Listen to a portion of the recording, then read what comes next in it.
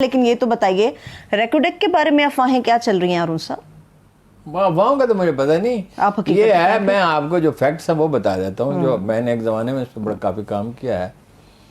मैं एक अमेरिकी कंपनी से 22 महीने तक इन टच रहा हूँ। वो मुझे फ़ोन करते थे, डाटा भेजते थे। मेरे पास कई हज़ार सफ़ात पड़े हुए हैं। वो जरदारी साहब ने $500 मिलियन में रेकोडेक दे दिया था। वो तो बरसों झगड़ा चला, फिर अभी मिसालें तो ये $6 बिलियन जुर्माना हुआ। जुर्माना भी होता। अजीब बात यह है कि असलम रईसानी डट गए, जिससे कोई उम्मीद ही नहीं थी। जब अल्लाह ने कोई काम किसी से लेना हो तो ले लेता है। उन्होंने कहा मैं तो नहीं दस्तखत करता इसमें। बात यह है कि ये अंदाजे ही गलत बताए जा रहे हैं, क्योंकि वो बड़े नामवर अखबार ने जिन्होंने बात की है, लेकिन वो पाकिस्तान में नहीं रहते। पाकिस्तान में $500 बिलियन का सोना नहीं है। पाकिस्तान में $1000 बिलियन सोना है। एक सबात में है। सबात में सदियों से दरिया सिंध में सोने के ज़र्रात आते थे, जो मियाँ वाली वगैरह में मुख्तलिफ़ जगहों पे जहाँ पाट चौड़ा हो जाता था, फिर पानी सिमट जाता था, वो ज़र्रे लोग चुनते थे। वो बहुत थोड़े होते थे, मतलब पूरे दिन की दिहाड़ी से इतने ज़र्रे जमा होते थे जितनी एक दिन में मजदूरी करके। ठीक है। लेकिन अगर किसी के पास कोई मजदूरी नहीं है तो वही उसने चुन लिए, फर्ज कीजिए। तो वो उसका सुराग मिल गया। उस पर रिपोर्ट बने हुए भी 5-7 साल गुजर चुके हैं। ठीक। अब ये सिंपल काम नहीं होता। वैसे सवात में जो है बहुत गहराई में तो है ही निस्बतन। पाकिस्तान में तो एक ऐसी जगह भी है, बलूचिस्तान में, जहाँ ज़मीन पे पहाड़ के ऊपर लोहा है। ये चिन्योट से लेके तो आगे तक लोहा है, तांबा है, और ऐसी कीमती मादनियात है पाकिस्तान में। मुझे एक ब्रीफिंग दी गई थी तन्हाई में बुला के, एक इंतहाई अहम शख्सियत ने, और उन्होंने इंतहाई अहम से आप मुराद समझ लें जी, बहुत पहले, कि अगर अफगानिस्तान 9/11 का वाक़या न होता तो भी अमेरिकी किसी बहाने से यहाँ आते। मैंने कहा सर क्यों? इस क्यों का जवाब अरुण साहब ब्रेक से वापस आके, एक छोटी सी ब्रेक से वापस आके इस क्यों का जवाब भी अरुण साहब से लेंगे। और इसके साथ साथ दुनिया क्या तीसरी बड़ी जंग की तरफ बढ़ रही है, इसके ऊपर बात करेंगे। हमारे साथ रहिए। ब्रेक के बाद एक बार फिर से प्रोग्राम में हम खुशामदीद कहेंगे। अरुण साहब, रेकोडेक के बारे में बात हो रही थी। $1000 बिलियन का सोना है। ठीक है, अंदाजा ये है। $1 बिलियन का $1000 बिलियन का मतलब ये है कि 50% तो उस कंपनी को मिलेंगे ना। ठीक है। इसलिए कि सोना निकालना आसान थोड़ी है। क्या होता है इसका फार्मूला? अगर 1 मिलियन मिट्टी के ज़र्रात में 56 ज़र्रात हों सोने के, तो वो फीजिबल है। सबात में 96, यानी उसमें शुबह ही नहीं है कि भाई वो फिजिबल है। रेकोडेक में है और जगहों पर है। वो धातें हमारे पास ऐसी हैं जो सोने से बहुत ज्यादा कीमती हैं। ये सिलसिला शुरू होता है, कुछ हिस्सा ईरान में है, बाकी पाकिस्तान में है, और पाकिस्तान में फिर बीच में वक्फे भी हैं, चिन्योट में के एरिया में लोहा है, फिर हमारे कबायली इलाके में। आपको इससे बड़ी खबर दूं, इसकी तफसील फिर बताऊंगा।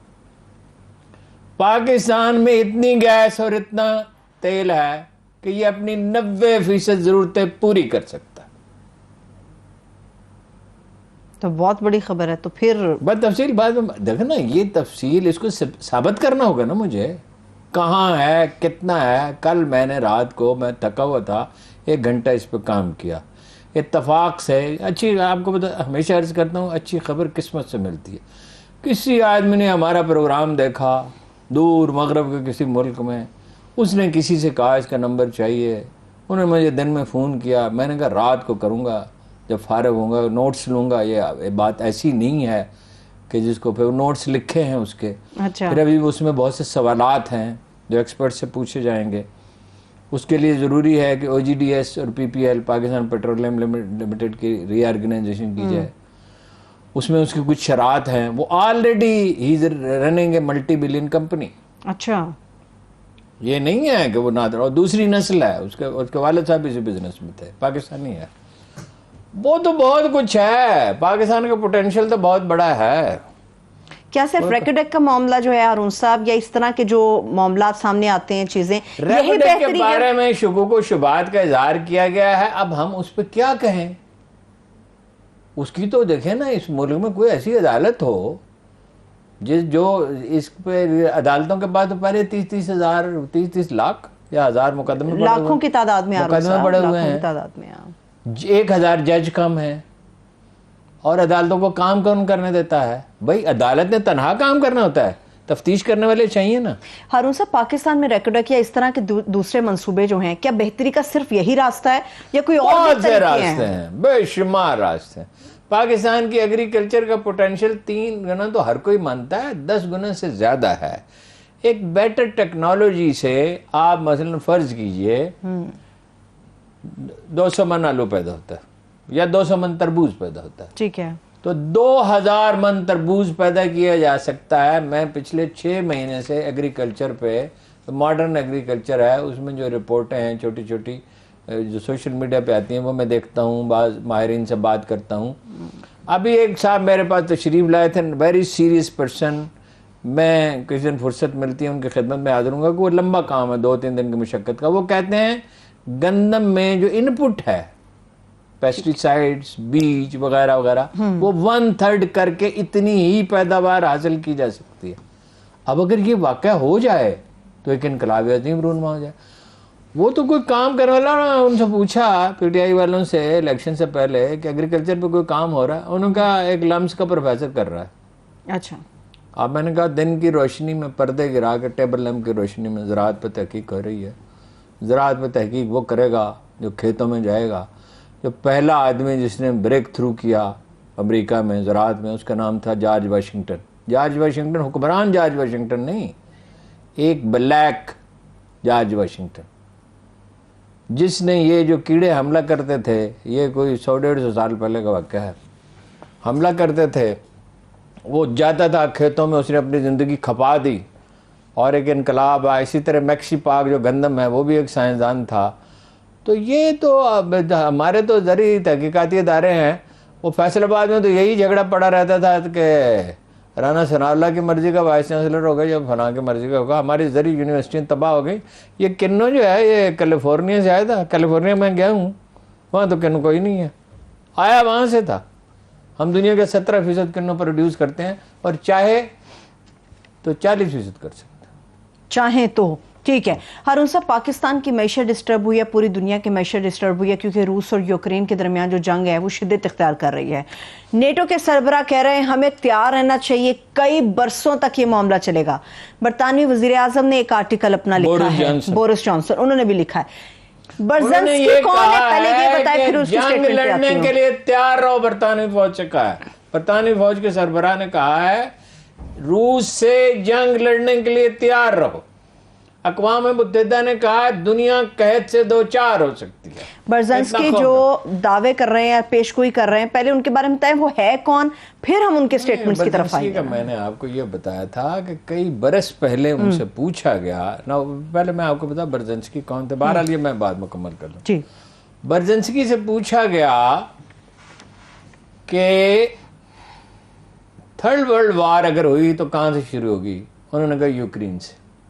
बरज़ंस्की वो साहब थे जो रैगन के खारजा उमूर के मुशीर थे, ठीक, और उन पर इतना एतमाद था बरज़ंस्की को, अपने रैगन को, कि अभी उसने हल्फ नहीं लिया था। 20 जनवरी को नवंबर में इलेक्ट हो जाता है अमेरिकन प्रेसिडेंट और 20 जनवरी को हल्फ लेता है कि बरज़ंस्की को ज़िया-उल-हक से मिलने के लिए भेजा, ठीक, और बरज़ंस्की ने ज़िया-उल-हक से कहा कि इन्हें एंगेज रखो। रूसी आ गए ना 79 में, तो ये 80 के जनवरी के शुरू में आता है बरज़ंस्की। बरज़ंस्की का नाम इसलिए ज्यादा नहीं चमका कि उससे पहले हेनरी किसिंजर रह चुके थे। हेनरी किसिंजर को तो एक लीजेंड, एक बहुत बड़ा लीजेंड था, बरगद के दरख्त के पास कोई दरख्त हो तो उसको कोई देखता ही नहीं है। तो उसने कहा कि एंगेज रखो। ज़िया-उल-हक ने कहा एंगेज क्या मतलब, हम उन्हें आमों के पार भेजेंगे। This was perhaps the only moment in Zia-ul-Haq's life जब वो एब्सोल्युटली क्लियर था, वरना मैं अपने आप को एक रिलक्टेंट रूलर कहा करता था। बरज़ंस्की वो उन लोगों में से है जिनकी बात को अहमियत दी जाती है। मामला सिर्फ यूक्रेन का नहीं है, इंडिया में अग्निपथ शुरू हो गया। अग्निपथ इसकी मतलब आग का रास्ता, अग्नि आग, पथ असल में पंथ है, रास्ता।